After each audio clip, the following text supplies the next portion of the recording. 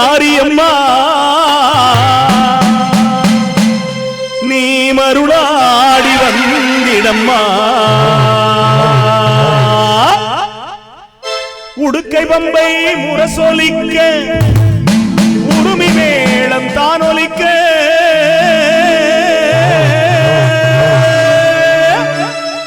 சித்தாங்கு ஆடை கட்டி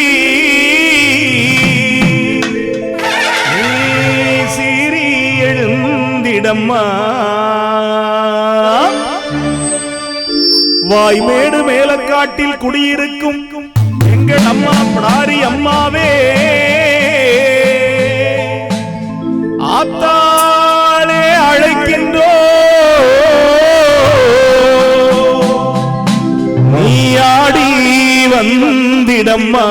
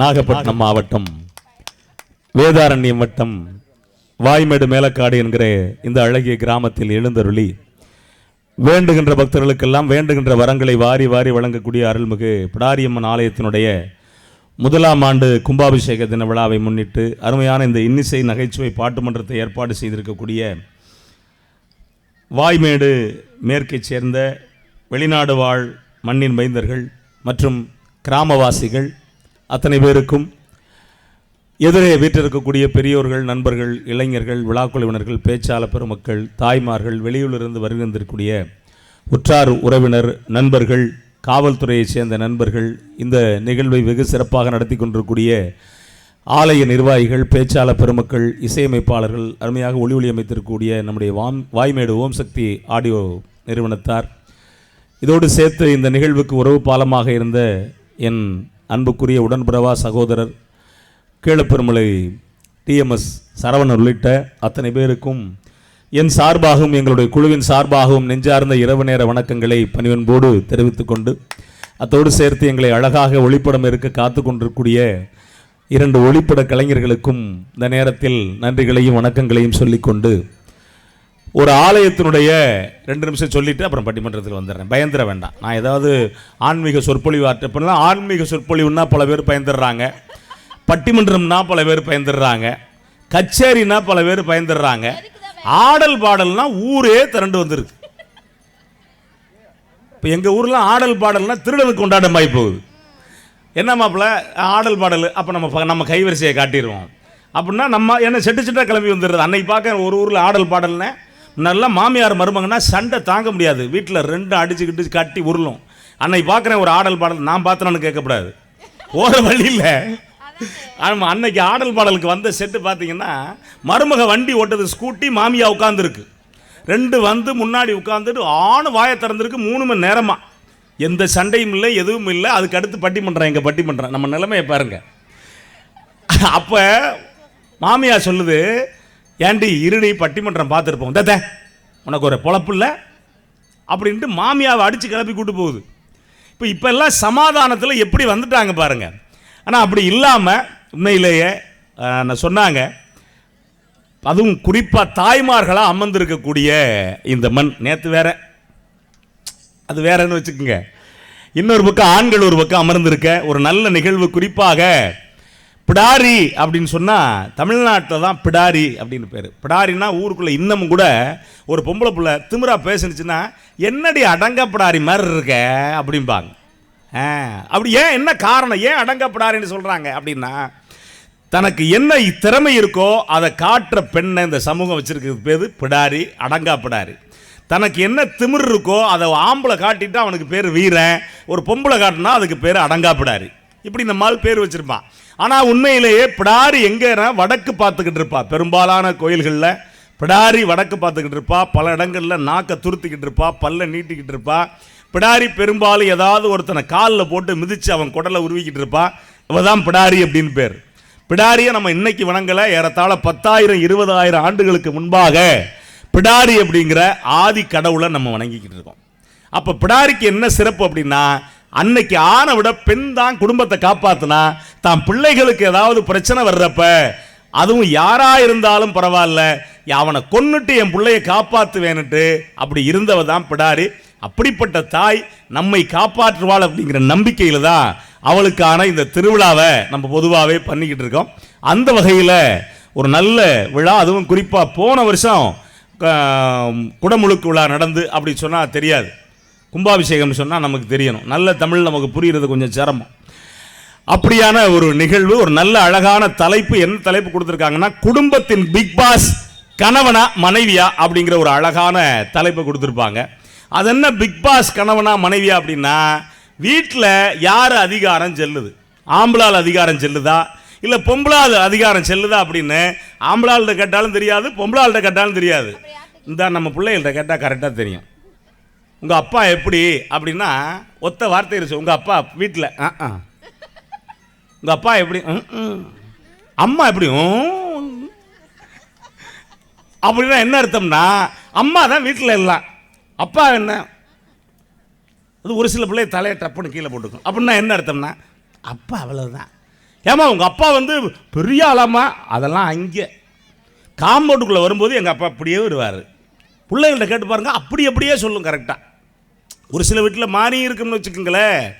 அப்படியான சூழலில் உண்மையிலேயே குடும்பத்தின் பிக் பாஸ் கணவனா மனைவியா அப்படிங்கிற ஒரு அழகான தலைப்பு. அதுலேயும் குறிப்பாக எல்லாரும் உட்கார்ந்துருக்கிறது ரொம்ப சந்தோஷமாக இருக்குது. பொதுவாக ஆண்கள் பெண்கள் 2 பேரில், ஆண்கள் பெண்கள் 2 பேரில் பெண்களை விட ஆண்களை பார்த்தா கொஞ்சம் நான் பயப்படுவேன், பெண்களை பார்த்து பயப்படவே மாட்டேன். ஏன் அப்படின்னா, இப்போ ஆண்கள் எப்படின்னா, இப்போ எங்கள் ஊரில் முன்னாடி கரகாட்டம் நடக்கும். இந்த கரகாட்டத்தில் முத்தையான ஒருத்தர் எங்கள் ஊருக்காரர், மறக்க முடியாதுண்ணே, 90 வயசு வரைக்கும் கரகாட்டம் பார்ப்பாருண்ணே. அப்படி ஒரு ஆளை நீங்கள் பார்க்க முடியாது. எப்போ கரகாட்டம் நடந்தாலும் கரகாட்ட செட்டே 9 மணிக்கு தான் வரும். இவர் 6 மணிக்கே போய் கிரவுண்டை சுத்தப்படுத்த ஆரம்பிச்சிருவார். இத்தனைக்கு ஊர் நாட்டாம கரெக்டாக அந்த சைடில் எதை போட்டிருப்பாரு, ஒரு துண்டு. என்ன உங்களுக்கு பிரச்சனை? ஆமாம், கரகாட்டம் ஒன்று அப்படி துண்டை போட்டுக்கிட்டு நிற்பாருனே. நின்றுட்டு அவர் சும்மானாலும் பரவாயில்ல, அவருக்கு 100 ஏக்கர் இடம் இருக்குது. ஆனால் அந்த கரகாட்டம் ஆட ஆரம்பித்தோன்னே 2 கடவாய்களை எச்சி வடிஞ்சிக்கிட்டே இருக்கும். அதுலேயும் குறிப்பாக அந்த கரகாட்டம் ஆடுற அம்மா இவர் துண்டை வாங்கி மூஞ்சியை தொடச்சிட்டு கொடுத்துருச்சுன்னா அன்னைக்கு போய் தூங்கிடுவார். வாம்மா வாங்க. அப்படியான இருந்த ஆட்கள்லாம் இருக்குன்னு வச்சுக்கோங்களேன். ரொம்ப அதுவும் அழகான தலைப்பு. அதில் நீங்கள் குடும்பத்தில் இந்த கல்யாணத்துக்கு முன்னாடி நம்மளால எப்படி இருப்பான் தெரியுமா, அவன் இருக்கிற கணக்கு வேற. நெஞ்சு குழி தொட்டு போகிற அடி அலையே அலையே கண்ண மொழி வாங்கி போகிற பஞ்சாரத்தை போட்டு மூடுற இந்த மயில பத்த வச்சு நின்று பார்க்கிற வந்தாய வந்தார மலர நின்னாய நிலவொளி தந்தாய கண்ணால பஞ்சாரத்தை போட்டு மூடுற இந்த மயில மயில பத்த வச்சு நின்று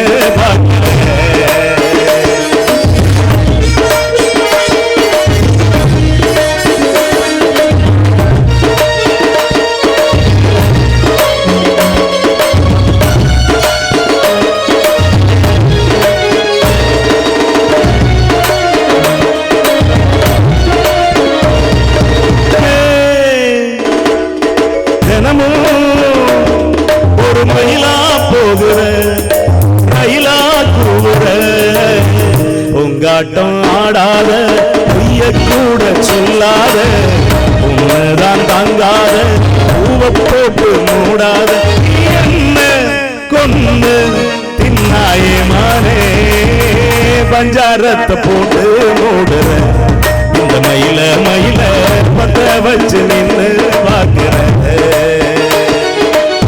பஞ்சாரத்தை போட்டு மூடுற இந்த மயில மயில பத்த வச்சு நின்று பார்க்கிற. இதெல்லாம் கல்யாணத்துக்கு முன்னாடி. இந்த கல்யாணத்துக்கு முன்னாடி நீ அந்த காலத்தில் எப்படி இருந்திருப்பாங்க அப்படின்னா, அப்போ நேரம் இருந்திருக்கும். ஒருத்தரை பார்த்து சந்திச்சா கூட நம்ம ஆள் எப்படி கூப்பிடுவாங்க அப்போல்லாம் பார்த்து, அப்போ எப்படி இருக்கீங்க, பிள்ளைங்கெல்லாம் எப்படி இருக்குது, நல்லா இருக்கீங்களா, வாங்க சாப்பிட்டு போகலாம், அப்படியெல்லாம் விசாரிப்போம். இப்போ அதெல்லாம் கிடையாது. யாரை கடவுளை பார்த்தே நம்மால் ஹாயின்ட்டு போய்கிட்டு இருக்கான். ஏன்? சாமியை விட உனக்கு வேலை அதிகம் பல பேருக்கு. போய் என்ன வேலை பார்க்க போகிறான்னா, நண்பர்களை கூப்பிட்டு 4 பேர் ரவுண்டாக உட்காந்துக்கிட்டு அவன் செல்ல அவன் பார்த்துக்கிட்டு இருப்பான். வேறு ஒரு வேலையும் நடக்காது. பார்த்துக்கிட்டு இருந்துட்டு அப்புறம் கிளம்புவது, மாப்பிள்ளை வந்த வேலை முடிஞ்சு கிளம்புவோமா, மறுபடியும் வந்துடுவான். அவ்வளோதான் அவனுக்கு வேலை. ஆனால் அப்போ நிதானமாக இருந்தான். எப்படி இருந்தாங்க அப்படின்னா, பறவைகளில் அவள் மணிப்பூரா, பாடல்களில் அவள் தாலாட்டு,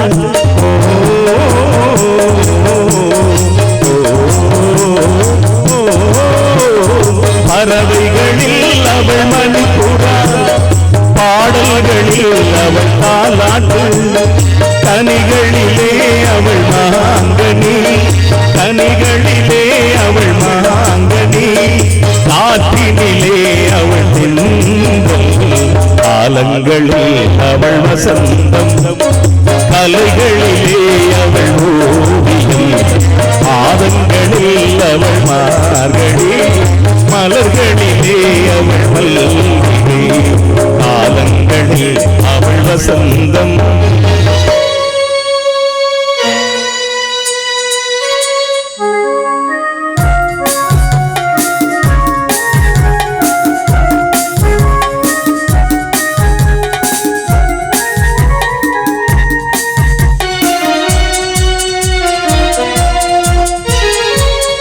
போல் சிரிப்பதில் பிள்ளை, அவள் பனி போல் அணைப்பதில் கண்ணி, பால் போல் சிரிப்பதில் பிள்ளை, அவள் பனி போல் அணைப்பதில் கண்ணி, அன்போல் வளர்ப்பதில் உண்மை, அன்போல் வளர்ப்பதில் உண்மை, அவள் கவிஞனாக்கினார் பெண்ணை, காலங்களில் அவள் வசந்தம், கலைகளிலே அவள் ஓவியம், மாதங்களில் அவள் மார்கழி, மலர்களிலே அவள் மல்லிகை, காலங்களில் அவள் வசந்தம். அப்போ கல்யாணத்துக்கு முன்னாடி அப்படியான ஒரு வாழ்க்கை வாழுவா. நான் சொன்னல முதல்ல, ஆண்கள் ஒரு பட்டிமன்றம் அப்படின்னா எழுத்தாப்புல உட்காந்தா ஆண்களை பார்த்து பயப்பட மாட்டேன், பெண்களை பார்த்து பயப்பட மாட்டேன், ஆண்களை பார்த்து பயப்படுவேன் அப்படின்னு. ஏன் அப்படின்னா, நீங்கள் ஆண்கள் பாருங்கள், வரும்போது அதுலேயும் ஆடல் பாடலுக்கு போனால் 9 பேராக ஒரு டிவி ஷூட்டில் வர்றான். ஆமாம், ஒரே வண்டி. ஆனால் பெண்கள் அப்படி கிடையாது. ஆண்கள் என்னென்னா, இன்னொன்று, ஆண்கள் வருவாங்க பட்டிமன்றம்னா, பிடிக்குதா பிடிக்கலைன்னா ஒரே வார்த்தையில் சொல்லிடுவாங்க. பிடிச்சாலும் அதே வார்த்தை தான், பிடிக்கலனாலும் அதே வார்த்தை. இதை விட இப்போ ஆடல் பாடலுக்கு வந்துட்டு சொல்லுவாங்க, பார்த்துருக்கீங்களா நீங்கள்? கரகாட்டத்துக்கு வந்துட்டு எங்கள் ஊரில் நாடகத்துக்கு வந்து உட்காந்துருப்பாங்க, வள்ளிதம் நாடகத்துக்கு உட்காந்துட்டு, மாப்பிள்ளை நாடகம் எப்படி, வள்ளி மொக்க மாப்பிள்ளை, அதோட சரி வரமாட்டான். ஆனால் இப்போ பட்டிமன்றம்னு வச்சுங்களேன், நல்லா இருக்குது நல்லா இல்லை எதாக இருந்தாலும் ஒரே வார்த்தை தான். கூப்பிட்டு, மாப்பிள்ளை பட்டிமன்றம் எப்படி இருக்குது, பொழுது விடிஞ்சு காலையில், பிச்சுட்டாங்க மாப்பிள்ளை, கொன்னுட்டாங்க மாப்பிள்ளை அப்படிமா, ஒரே வார்த்தையில். அப்படின்னா என்ன அர்த்தம்னா, நல்லா இருக்குன்னு அர்த்தம். சரியில்லைன்னாலும் அதே வார்த்தை. எப்படி மாப்பிள்ளை பட்டிமன்றம், கொன்னுட்டாங்கடா அப்பா, ஊர் முழுக்க சொல்லிவிட்டு போயிடுவாங்க. ஆனால் பெண்கள் வரும்போது கவனித்து பார்த்தீங்கன்னா சொக்க தங்கங்கள்ங்க. வரும்போது ஒரு கையில் பாய் ஒரு கையில் குழந்தையோட வருவாங்க. பாயை விரித்து காலை நீட்டிக்கிட்டு பிள்ளைய மடியில் போட்டுட்டு பார்த்துக்கிட்டே இருப்பாங்க. அரை மணி நேரத்தில் அவன் தூங்கிடுவான். அப்புறம் இவங்களுக்கு தூக்கம் வரும்ல, பிள்ளைய தலைக்கு வச்சு படுத்துருவாங்க. அதில் முக்கியமான காரணம் என்னென்னா, நீங்கள் தனியாக தலானி எடுத்து வர வேண்டிய தேவையில்லை. இன்னொன்று, பிள்ளைய தலைக்கு வச்சுட்டோம்னா பிள்ளைய பற்றின பாதுகாப்பு பயமே கிடையாது. எப்படியும் பிள்ளை அங்கே தான் இருக்கும். இன்னும் ஒரு சில பேர் ஷிஃப்ட் போட்டு தூங்குறவங்களாம் இருப்பாங்க. ஆனால் அப்படி இல்லாமல் இங்கே ஒரு ஆள் மட்டும்தான் தூங்குது. ஏன்னா 2 நாள் நிகழ்ச்சி பார்த்துருக்கும் போல இருக்குது. பரவாயில்ல, இல்லை ஆமாங்க, இது பாருங்கள், அது ஒரு வகையான வாழ்க்கைன்னு வச்சுக்கோங்களேன். அது பொதுவாக இன்னைக்கு இருக்கக்கூடிய சூழ்நிலையில் இப்போ சென்னையில் பாட்டு வேணுமா? சரி, சென்னையில் அது சென்னைங்கிறேன், சைனாவில் ஒரு சர்வே எடுத்திருக்காங்க அண்ணே பாலண்ணே. அந்த சர்வேயில் முக்கியமான என்ன பண்ணா, ஆண்கள் பெண்கள் 2 பேர்ட்டும் எடுத்திருக்காங்க. ஏம்மா யாரை கல்யாணம் பண்ணுவ அப்படின்னு பெண்கள்கிட்ட கேட்குறாங்க. பெண்கள் ஒரு ஆணைத்தானே கல்யாணம் பண்ணுவோம். பெண்கள்கிட்ட கேட்டால் ஒரு ஆணத்தை, ஒரு பெண்ணத்தை, ஆண்கிட்ட கேட்டால் ஒரு பெண்ணைத்தானே கல்யாணம் பண்ணுவோம். ஆனால் அங்கே என்ன சொல்லியிருக்காங்கன்னா, எல்லா ஆண்கள், பெரும்பாலான ஆண்கள் பெண் ரோபோவை கல்யாணம் பண்ணிக்க வந்துருக்காங்க. ஆமாம், பெண் ரோபோ. ஆமாம், அப்படியே பொம்பளால் மாதிரியே இருக்குது மிஷினு. அதே மாதிரி பெண்கள்கிட்ட கேட்குறப்ப ஆண் ரோபோவை கல்யாணம் பண்ணிக்கும் அப்படின்னு இருக்காங்க. ஏன்டா எதிரான விசாரிச்சா அப்புறம் தான் தெரியுது. இப்போ ஏன் ஆண்கள் பெண் ரோபோவை கல்யாணம் பண்ணிக்கலாம் அப்படின்னு நினைக்கிறான் அப்படின்னா, புடவை கேட்காது, நகை கேட்காது, போகிற வழியில் பிடிச்ச ஆளை பார்த்தா அவளை ஏன் பார்த்தான்னு வீட்டில் வந்து எந்த நேரமும் சண்டை போட்டுக்கிட்டு இருக்காது. ஆமாம், என்னம்மா இந்த சந்தேகப்படாது. குடிச்சிட்டு வந்தால் அறிவு கட்டவுடனே முட்டா பையெல்லாம் உனக்கு அறிவு இருக்காடா, நீ மனுஷனடா ஏன்டா குடிச்சான்னு கேட்காது. எதுவும் கேட்காது. இந்த மேக்கப் ஜாமான் கேட்காது, எதுவுமே கேட்காது. அதனால தான் பெண் ரோபோ கல்யாணம் பண்ண ஆம்பளை நினைக்கிறானா. சரி, பெண்கள்லாம் ஏன் ஆண் ரோபோ கல்யாணம் பண்ணிக்கிறாங்க அப்படின்னா, குடிச்சிட்டு வந்து அடிக்காது, சமைக்க சொல்லாது, இந்த எவ்வளவு சொல்லுது பாருங்க, துணி துவைக்க சொல்லாது, பாத்திரம் கழுவ சொல்லாது, ஆமாம், புள்ள குட்டியை வளர்க்க சொல்லாது. எது இந்த பிள்ளை அவ்வளவு சொல்லுதுங்க. அவங்க அப்பா அம்மாவுக்கு சோறு போட சொல்லாது. இன்னொன்று, உடம்பு சரியில்லை அப்படி ஓரமாக படுத்துக்க அப்படின்னா 3 நாள் ஆனாலும் கிட்ட வராது. எந்த இம்சையும் இல்லை, அது பாட்டுக்கு வேலையை பார்க்கும். அப்படிங்கிறதுக்காக இன்னைக்கு நாடு எங்கே போயிடுச்சு பார்த்தீங்களா? அந்த சூழலில் தான் இன்னைக்கு உண்மையிலேயே குடும்பத்தின் பிக் பாஸ் கணவனா மனைவியா அப்படிங்கிற ஒரு அழகான தலைப்பு. இதில் குடும்பத்தின் பிக் பாஸ் கணவனே என்று வாதிடுவதற்காக 3 கணவன்கள் வந்திருக்காங்க. இந்த ஆமாம், குடும்பத்தின் பிக் பாஸ் மனைவியே அப்படின்னு வாதிடுறதுக்கு அங்கிட்ட ஒரு 3 கனவிகள், இது மனைவிகள் வந்திருக்காங்க. 2 மனைவியா? ஆட இரும, உனக்கு என்ன தெரியும்? எந்த வகையில் பார்த்தாலும் குடும்பத்தின் பிக் பாஸ் கணவனே என்று வாதிடுவதற்காக நல்ல நகைச்சுவைக்கு சொந்தக்காரர், பல்வேறு தொலைக்காட்சிகளில் பேசிக் கொண்டிருக்கக்கூடிய, குறிப்பாக அவர் பேசும்போது தெரியும் கிராமிய பாடல்களுக்கு சொந்தக்காரர். அவர் பேசும்போது ஒரு சில பேர் விழுந்து விழுந்து சிரிப்பாங்க. அவ்வளவு நகைச்சுவைக்கு சொந்தக்காரர். என்னை பட்டிமன்ற உலகத்துக்கு அறிமுகப்படுத்திய மங்களாபுரம் வடிவேல் அவர்கள் அந்த அணிக்கு தலைமையேற்று வருகிறது. நல்லா கை தட்டலாம். ஒன்னும் கையை ஏன் என்னாச்சு? நல்லா தட்டலாம். சரி சரி, என்ன ஒன்று, அது ஒன்றும் இல்லை. இந்த கோயிலில் கும்மி கொட்டுவோம் தெரியுமா? கும்மி கொட்டுறது இந்த சின்ன பிள்ளைங்க பார்த்தா ஒத்திகை எடுக்கும் கொஞ்சம் கொஞ்சமாக. ஒரு இந்த தான் சேர்ந்து கொட்டு அப்படின்னு இருங்க கொட்டுறேன் அப்படிங்க. இப்படி இருக்கட்டும், அடுத்தடுத்து அதை இப்போ தான் நான் தட்ட ஆரம்பிச்சிருக்கீங்க, பார்த்துக்குவோம். அவரோடு இணைந்து பேசுவதற்காக பாடுவதற்காக நல்ல தமிழுக்கு சொந்தக்காரர் இவர். இன்னைக்கு என்னன்னா 3 பேருமே நகைச்சுவையில் கலக்கக்கூடியவங்க. அன்புக்குரிய சகோதரர், அவர் பேசும்போது தெரியும் நல்ல நகைச்சுவைக்கு சொந்தக்காரர். பல்வேறு தொலைக்காட்சிகளில், குறிப்பாக சன் தொலைக்காட்சி காமெடி ஜங்ஷன் நிகழ்ச்சியில் கலங்கி கொண்டிருக்கக்கூடிய பேரன்புக்குரிய, நல்ல இன்னும் சொல்ல போனால் பாப்பா நாட்டில் அதாவது பட்டுக்கோட்டை அருகில் பாப்பா நாட்டில் விஓவாக பணியாற்றி கொண்டிருக்கூடிய பேராவூரை சேர்ந்த அன்புக்குரிய சகோதரர் நீலகண்டன் அவர்கள் வருகை தந்திருக்கிறார். உண்மையிலே வருவாய்த்துறையில் இருந்துகிட்டு யாருக்கிட்டையும் 10 பைசா வாங்காத ஒரு நாணயஸ்தர் அப்படின்னு நம்ம நம்புகிறோம். ரொம்ப முக்கியமான விஷயம். ஏன்னா அந்த துறை என்ன அப்படின்னா, யாரை பார்த்தாலும் காசு கேட்கும். அதுக்கு துறைக்கு பேரே வருவாய்த்துறை அப்படின்னு பேர். அதுலேயும் இந்த விஓ, இப்போ என்ன விஓவா, அந்த வெள்ளக்காரங்காலத்தில் ஒரு விஓ இருந்திருக்கானே, அந்த விஓ என்ன பண்ணுவார், அப்போ விஓவில் கர்ணா மணியா கணக்கும்பாங்க. என்ன பண்ணுறது அப்படின்னா, இவன்கிட்ட காசு வாங்கிட்டு இந்த வரப்பை தூக்கி 2 அடி இங்கிட்டு வச்சிடுறது. அப்புறம் அவன் வருவான்ல, அவன்கிட்ட காசு வாங்கிட்டு இவன்கிட்ட வரப்பை தூக்கி இங்கிட்டு வச்சிடுறது. அன்றைக்கி எங்கள் ஊரில் ஒரு ஆள் இருக்காருண்ணே, ரொம்ப விவரமான ஆள், கூட்டுப்பட்டா 3 பேருக்கு போட்டிருந்தது. 3 பேர் போட்டிருந்த உடனே 3 பேரும் கணேசன், இன்னொரு கணேசன் வந்து என்னை சேர்த்து விட்டுருக்கின்றவொடனே 10,000 ஆகிட்டு சேர்த்து விட்டார். அப்புறம் இன்னொரு கணேசன் வந்தான், ஏன் 4 கணேசன் இருக்குது அப்படின்ன உடனே அந்த கணேசன் எடுத்து விட்டு இந்த கணேசனை சேர்த்தார். 4 வருஷமாக அந்த இடமே 1 லட்ச ரூபா தான் விற்கும். அவர் 4 பேர்ட்டையும் 1 லட்ச ரூபா வாங்கியிருக்காரு. இப்போ எந்த கணேசன் எந்த கூட்டுப்பட்டாவில் இருக்கான்னு தெரியல. 3 பேருமே விட்டாங்க, இனிமேல் காசு கொடுக்க முடியாது அப்படின்னு. ஆனால் அண்ணன் சொல்கிற அந்த அந்த காலத்தில் கணக்கு பிள்ளை என்ன பண்ணியிருக்காருன்னா, வெள்ளைக்காரன் காலத்தில் இதே வேலையை பார்த்துருக்காரு. வெள்ளைக்கார ஜட்ஜு, இப்போனா பரவாயில்ல, ஜட்ஜு கூப்பிட்டு தண்டனை கொடுத்துட்டார். என்ன தண்டனை அப்படின்னா, தீவாந்திரம் அனுப்புறது, அதாவது அந்தமானுக்கு அனுப்புறது. அப்படின்னா கிட்டத்தட்ட தூக்கு கணக்கு சமம். கொண்டே விட்டால் அப்போ ஒன்றுமே இருக்காது. கொண்டே விட்டுட்டு கடைசியில் ஆசை என்னன்னு கேட்டிருக்காரு ஜட்ஜு. அவர் சொல்லியிருக்காரு, வேறு ஒன்றும் இல்லை சாமி, நான் இங்கே போய் என்ன பண்ண போகிறேன், பிழைக்க வாய்ப்பு இல்லை, ஒரு உயர் பேப்பரும் ஒரு பென்சிலும் கொடுங்க. அப்போ பென்சில் தான் கொடுங்கன்னொடனே சரின்னு எதுக்கோ கவிதை எழுத கேட்குறான்னு கொடுத்துருக்காரு. கொடுத்தா அந்தமான் வழியை தான் கப்பல் போகும். அப்போ என்ன பண்ணியிருக்காரு அப்படின்னா, கொஞ்ச நாள் கழித்து கம்ப்ளைண்ட் வந்திருக்கு, கப்பலில் வசூல் பண்ணுறதுக்கு எதுவும் வரி வசூல் பண்ண ஆள் போட்டிருக்கலான்னு கப்பல் கேப்டன் கேட்டிருக்காரு. இல்லையான்ருக்காரு. போய் பார்த்தா போகிற வழியில், அந்த வழியில் உள்ள எல்லா கப்பல்லையும் பணத்தை வாங்கி இவ்வளோ பணம் வச்சுருந்துருக்கேன். அப்புறம் ஜட்ஜு கூப்பிட்டு தூக்கில் போட்டு விட்டுருக்காரு. இப்போ அப்படியெல்லாம் இருக்குன்னு வச்சுக்கோங்களேன். ஆனால் இவர் உண்மையிலே நாணயஸ்தர், யோகியஸ்தர்.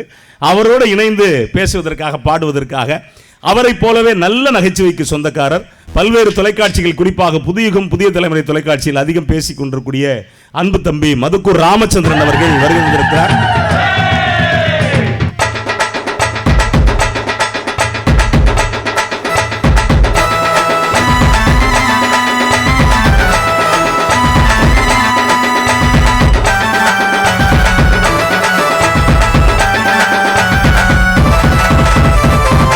பாட மாட்டேன், அப்புறம் பாடுவேன். இல்லை,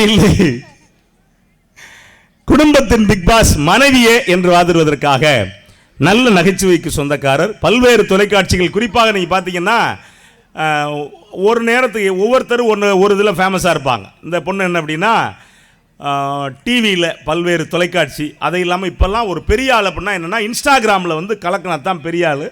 பட்டிமன்றம் போகலனாலும் எதையாவது எடுத்து போடக்கூடிய, இல்லை சொல்கிறேன் ஐயா, இல்லைம்மா, அந்த கோயிலுக்கு போனான், சாமி கும்பிட்டான், எல்லா உண்மையிலே இந்த இன்ஸ்டாகிராம் புகழ் பல்வேறு தொலைக்காட்சிகள் பேசிக் கொண்டிருக்கூடிய காரைக்காலை சேர்ந்த யோகதர்ஷினி அவர்கள் வருகை தந்திருக்கிறார்.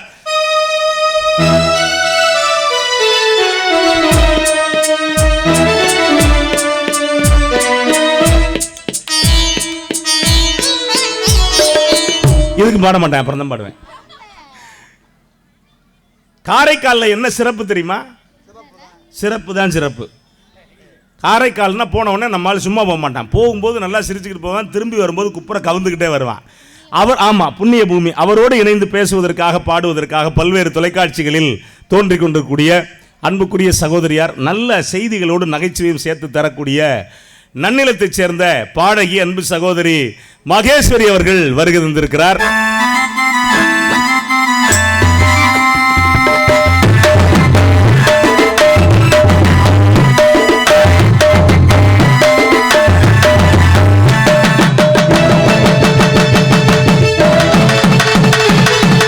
இதுவும் அப்புறம் தான் பாடுவேன். அவரோடு இணைந்து பாடுவது, வாசிக்கிட்டேன். அவரோடு இணைந்து பேசுவதற்காக, பாடுவதற்காக, நல்ல நகைச்சுவையோடு நல்ல செய்திகளையும் சேர்ந்து தரக்கூடிய, குறிப்பாக பல்வேறு தொலைக்காட்சிகளில் தோன்றிக் கொண்டிருக்கூடிய அன்புக்குரிய சகோதரியார் வெண்மணி சிந்து அவர்கள் வருகை தந்திருக்கிறார். நல்லா கைதட்டலாமே.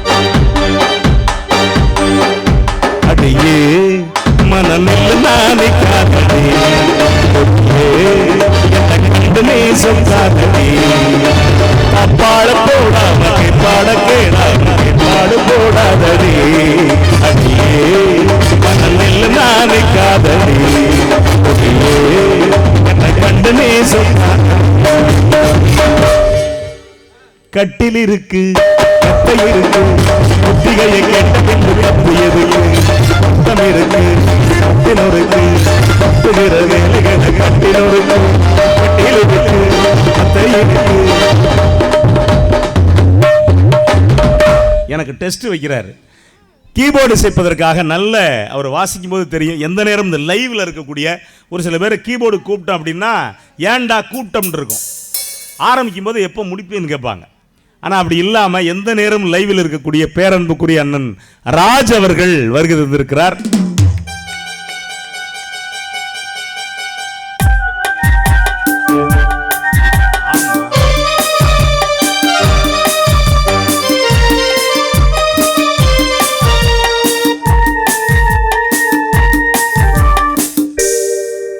அதுவும் அப்புறம் பாடுவேன். எங்கள் யாராவது விசில். அதே போல் எங்களுக்கு தபேலா இசைப்பதற்காக ஒரு கலை குடும்பத்தை சேர்ந்தவர். அவங்க அப்பாவும் தபேலிஸ்ட்டு, தமிழ்நாடு முழுக்க பயணப்பட்டிருக்கக்கூடிய அவங்க அப்பா ஏற்கனவே கிட்டத்தட்ட ஒரு 50 ஆண்டுகள் பயணப்பட்டவர். அவருடைய மகன் அன்பு சகோதரர், திருவாரூரை சேர்ந்த அன்பு சகோதரர் மாதவன் அவர்கள் தபேலா இசைக்க வருகை தந்திருக்கிறார்.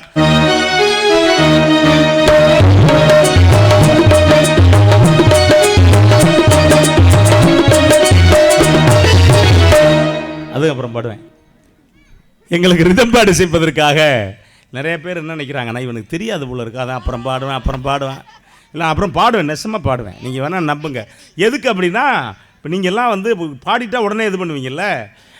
அதே போல் எங்களுக்கு ரிதம் பாடு செய்வதற்காக அன்பு தம்பி டேனி அவர்கள் கும்பகோணத்திலிருந்து வருகை தந்திருக்கிறார். அவர் பாசு பார்த்தீங்கன்னா தெரியும், ரொம்ப அழகாக வாசிக்கக்கூடிய ஒரு தம்பி. இந்த வயசுலேயே அவ்வளவு அழகாக வாசிக்கக்கூடியவர், சொன்ன நேரத்துக்கு வரக்கூடியவர். இருங்க, என்ன பிரச்சனை உங்களுக்கு? அவருக்கு என்ன சிறப்புனா, ஒவ்வொருத்தருக்கும் கல்யாணம் ஆனால் வந்து மனைவி தொல்லை இருக்கும். தம்பியை பொறுத்த வரைக்கும் மாமியார் மாமனார் தொல்லை. அவ்வளோ பெரிய பிரச்சனைகள் வழக்கு என்ன. அதே போல் எங்களுக்கு உண்மையிலேயே அண்ணன் ஓம் சக்தி பாலனை வந்துட்டார் அப்படின்னா அந்த நிகழ்ச்சி வெற்றி அப்படின்னு அர்த்தம். அவர் எப்போவுமே சிரிச்சுக்கிட்டு தான் இருப்பார், தூங்கும்போது கூட. இல்லை அண்ணனை பொறுத்த வரைக்கும் என்ன அப்படின்னா, அந்த உட்காந்து இயக்கிறது இருக்குல்ல, ஒரு சில ஆட்கள் என்ன பண்ணிடுவாங்கன்னா, என்ன வரிசையாக நிகழ்ச்சி இருக்கும் எங்களோட, நாங்கள் உடனே கிளம்பிடுவோம். குப்பரை படுத்துரும் ஒரு சில ஆள். குப்பரை படுக்கிறது 2 வகை இருக்குது.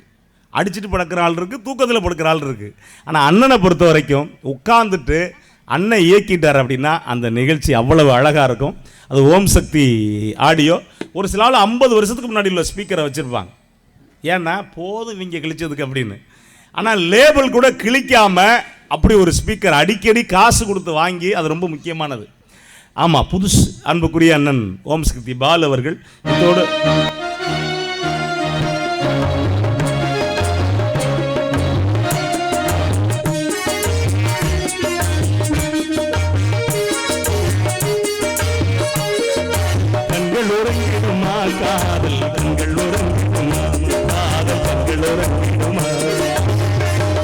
கலந்திடும் உறவை நாடி கெஞ்சும் கண்கள் உறங்கிடுமா, காதல் கண்கள் உறங்கிடுமா, காதல் கண்கள் உறங்கிடுமா.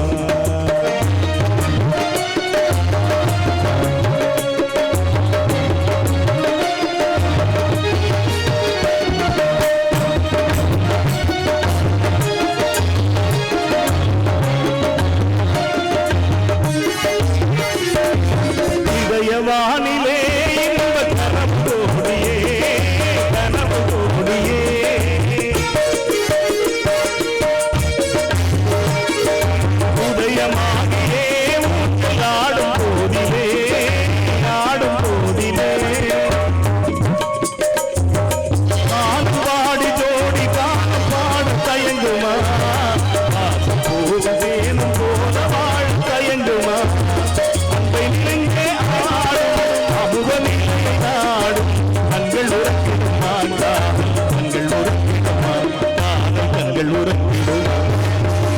கலந்திடும் நெஞ்சம் உறவை நாடி கெஞ்சும் கண்கள் உறங்கிடுமா, காதல் கண்கள் உறங்கிடுமா, காதல் கண்கள் உறங்கிடுமா.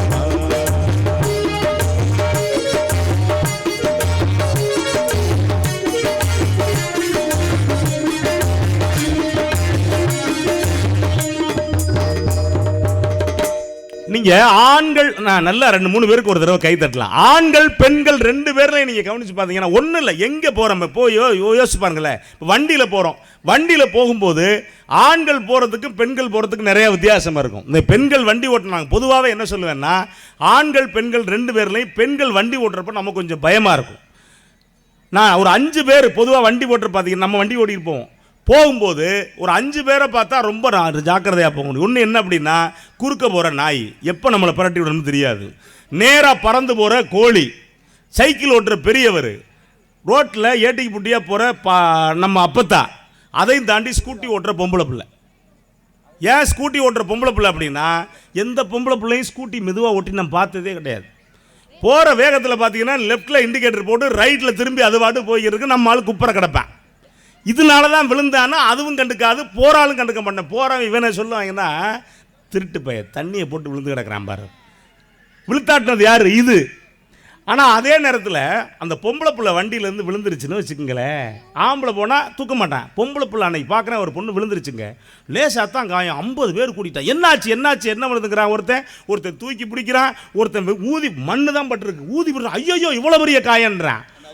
ஆமாம் யார் இல்லை அந்த பொம்பளை பிள்ளைக்கு ஒருத்தன் புது வேட்டியை கிழிச்சு கட்டி போட்டுக்கிட்டு இருக்கான், ரத்தமே வரல, கட்டு போட்டுக்கிட்டு இருக்கான். ஒருத்தன் சொல்கிறான், வாங்க பேசாமல் ஆஸ்பத்திரிக்கு திருச்சிக்கு போவோம், இவனே கொண்டே சேர்த்துருவான் போல இருக்குது. எப்படி யோசிக்கிறான் பாருங்க. இப்போ ஆனால் ஆம்பளைனா அவ்வளோ பிரச்சனை இருக்குது பொதுவாக. அதுலேயும் குறிப்பாக இன்றைக்கி இருக்கக்கூடிய சூழலில் இப்போ கல்யாணமெல்லாம், முன்னாடியெல்லாம் கல்யாணம்னா எப்படின்னா மொத்தமாக ஒரு 50 பேர் அவ்வளோதான் கல்யாணம். இப்போ கல்யாணத்துக்கு 2000 பத்திரிக்கை கொடுக்குறாங்க.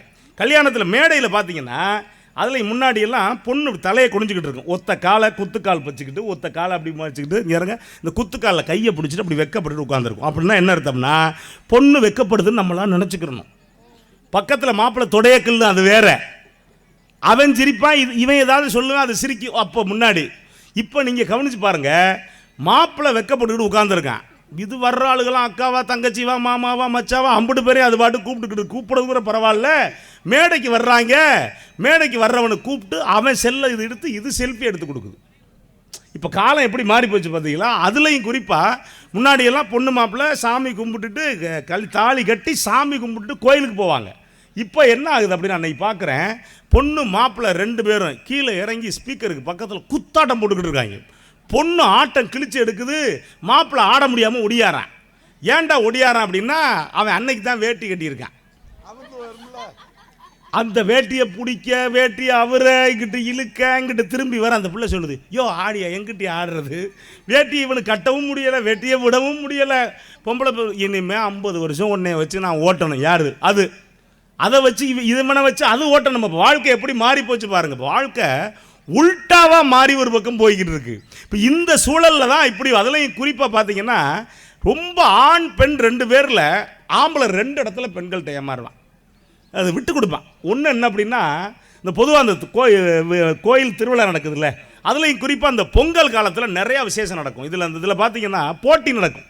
ஆம்பளைகளுக்கு போட்டி, பெண்களுக்கு போட்டி, 2 பேருக்கும் சேர்த்து ஒரு போட்டி. ஆண்களுக்கெல்லாம் ரொம்ப ரொம்ப ஈஸியான விளையாட்டு, பெண்களுக்கெல்லாம் கஷ்டமான விளையாட்டு. ஆண்களுக்கு என்ன ஈஸியான விளையாட்டு அப்படின்னா, வழுக்கு மரம் ஏறுறது. ஏறின வாக்கில் வழுக்கிட்டு விழுந்தான்னா அதோட கல்யாணம் ஆகாது, முடிஞ்சு போச்சு. ரொம்ப ஈஸியான விளையாட்டு. அதே மாதிரி இந்த மாடு பிடிக்கிறது, இங்கெல்லாம் மாடு பிடிக்கிறதுக்கான எங்கள் ஊர் பக்கம்லாம் மாடு பிடிக்கிறது நிறையா. சைடில் குத்திருச்சுன்னா அதோட முடிஞ்சு போச்சு அவனுக்கு. ஆமாம், அதே மாதிரி இந்த உரி அடிப்பாங்க. உரி அடிக்கிறதுக்காக கணிச்சு பார்த்தீங்கன்னா ஒரு சில பேர் பிடிக்கலாம் ஏத்தாப்பில் இருக்கான், தலையில் அடிச்சு விட்றான், அவனுங்காலி இவனுங்காலி. ஆனால் பெண்களுக்கு ரொம்ப ரொம்ப சிரமமான விளையாட்டு. ஆமாம், பாட்டில் தண்ணி நிரப்புறது, லெமன் வித் ஸ்பூனு, ஊசி நூல் கோக்குறது, என்ன தம்பி? ஆமாம், ஊசி நூல் கோக்குறது, பிஸ்கட்டை தொங்க விட்டு கவ்வுறது, ஆமாம், பலூன் உடைக்கிறது, எல்லாம் பெண்களுக்கு எல்லாமே ரொம்ப ரொம்ப சிரமமான போட்டி. ஆண் பெண் 2 பேரும் சேர்ந்து விளையாடுற ஒரு விளையாட்டு இருக்குண்ணே பாலனே, கயிறு இழுக்கிற போட்டி. இந்த கயிறு இழுக்கிற போட்டியில் எனக்கு தெரிஞ்சு இது வரைக்கும் ஆம்பளை ஜெயிச்சு நான் பார்த்ததே இல்லை. ஏன்? அவன் தான் விட்டு கொடுத்துருவானே நம்ம ஆளு. எங்கள் ஊரில் 50 வருஷமாக ஆம்பளையெல்லாம் அந்த போட்டு மட்டும் ஜெயிச்சதே இல்லை. ஒரு முடிவு பண்ணேன், இந்த வருஷம் நம்ம ஜெயிக்கணும் மாப்பிள்ளன்ட்டு நேராக முடிவு பண்ணி என்ன பண்ணாங்க, இங்கே கைத்தை வச்சுக்கிட்டு முட்டை குடிக்கிறான், டம்பிள்ஸ் எடுக்கிறான், எக்ஸசைஸ் பண்ணுறான், எல்லாம் பண்ணிக்கிட்டு பொங்கல் நேரமாக கைத்தை பிடிச்சி இழுக்கலான்னு முடிவு பண்ணுறாங்க. அப்போ தான் அந்த நேரத்தில் அவன் அத்தை மகளோ மாமன் மகளோ அங்கேருந்து அந்த கரும்பில் அரை கரும்பில் கரும்பை சாப்பிட்டுட்டு கரும்பை சைடில் சொருகிட்டு வந்து பாவாடை தாவணியில் இழுக்கெல்லாம் வேண்டாம், அப்படி கைத்தை பிடிச்சாலே போதும் நம்மால். இந்த வருஷம் நீயே ஜெயிச்சுட்டு போ, நல்லா இருப்போ. ஏன்? நம்ம அத்தை மகன் நம்ம மாமன் மகன் தானே, விட்டுட்டு போயிடுவாங்க. இதை விட இன்னொரு இடம் இருக்குது, இப்போல்லாம் இங்கெல்லாம் இருக்கான்னு தெரியல, அந்த கல்யாணம் முடித்து நலுங்கு வைப்பாங்க. அந்த நலுங்கில் ஒரு வேலை பார்ப்பாங்க. என்ன அப்படின்னா, ஒரு குடத்துக்குள்ளே மஞ்சள் தண்ணியை ஊற்றி அதில் மோதிரத்தை போட்டு பொண்ணையும் மாப்பிள்ளையும் எடுக்க சொல்லுவாங்க. எடுக்க 2 பேரையும் கையை விட்டு எடுக்கணும்ல. ஆம்பளை வேகமான ஆள் தானே, ஓட விடுங்க, ஆம்பளை வேகமாக ஓடிடுவான். ஆனால் அந்த அம்மா உள்ள கையை விட்டு மோதிரத்தை தேடிக்கிட்டு இருக்கு, இவன் அது கையை கிள்ளிக்கிட்டு இருப்பான், அது எடுத்துரும். இன்னும் ஒரு சில பேர் இருக்காங்க இதை விட விட்டு கொடுக்குறதா இருப்பேன், இவன் தேடி எடுத்து அது கையில் கொடுத்து நீ வச்சுக்க. உங்கள் வீட்டுக்கார அவரை படுத்த ஆளை பார்க்கல தான் எனக்கு தெரியுமே, இந்த வச்சுக்க புடி வச்சுக்க, எதுக்கு இவர் விட்டு கொடுக்குறாராம். அன்னைக்கு விட்டு கொடுக்குறான்ல, அதுக்கு பிறகு பாத்தியல் வச்சுக்கலாம், அதை அடிக்கடி விட்டு விட்டு கொடுக்கும். எதுக்கு எடுத்தாலும் பணம் சம்பாதிச்சுட்டு வீட்டுக்கு வந்தான்னு வச்சுக்கோங்க, இவன் தூங்குவான், பாக்கெட்லேருந்து எடுத்து மொத்தமாக வச்சிடும். கிளம்பி சட்டை எடுத்து போட்டு நம்மளால் கடைக்கு போவான், என்ன டீ குடிக்க காசு இல்லை, மனைவிட்ட கூப்பிட்டு ஜிபே பண்ணி விடு, உனக்கு காசும் இல்லை ஒன்றும் இல்லை போ. நீங்கள் எப்படி போக பாருங்க. அப்படி ஒரு அழகான வாழ்க்கை. இதில் உண்மையிலே ரசனை இருக்குது, ஜாலி இருக்குது, அனைத்தும் இருக்குது. ஆனால் உண்மையிலேயே குடும்பத்தின் பிக் பாஸ் கணவனா மனைவியா அப்படிங்கிற ஒரு அழகான தலைப்பு.